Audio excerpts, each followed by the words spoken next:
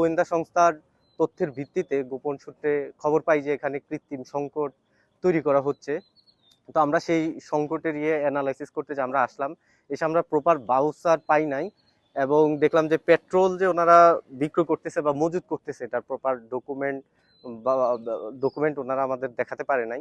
Normally 4টা document লাগে, একটা হচ্ছে ডিসি অফিসের ডিলিং লাইসেন্স, বিএসটি লাইসেন্স, বিস্ফোরক লাইসেন্স, একটা দুটা লাইসেন্স ওনাদের ঠিক পেয়েছি।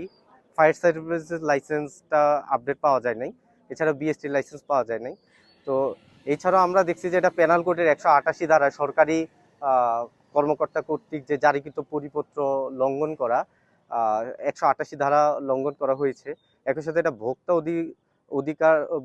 অধিকার সংরক্ষণ আইন অনুযায়ী এটা হচ্ছে লঙ্ঘন করা হয়েছে। তো আমরা কয়েকটা ধারা মিলিয়ে মানে বিজ্ঞ এক্সিকিউটিভ ম্যাজিস্ট্রেট মনে করছেন যে এখানে মানে ওনার মতে উনি হচ্ছে 90,000 টাকা এখানে জরিমানা আরোপ করেছেন এবং সতর্ক করেছেন।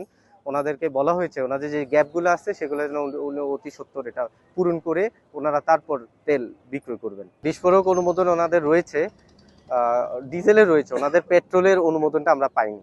মূলত সেটার জন্য ওনাদের জরিমানা করা হয়েছে এবং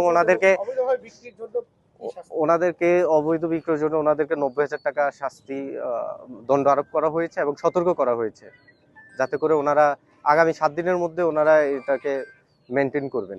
এই কৃত্রিম সংকটে সরকারকে সহযোগিতা করবেন, ওনারা কোনো নতুন করে সংকট তৈরি করবেন না, ওনার জন্য দুর্ভোগ তৈরি করবেন না, জনগণের জন্য কাজ করবেন। আমরা এটা মনিটরিংয়ে আছে, আমাদের গোয়েন্দা সংস্থা কাজ করছে, আমরা কালকেও আসবো, আমরা অনবরত আমাদের এই অভিযান চলতেই থাকবে।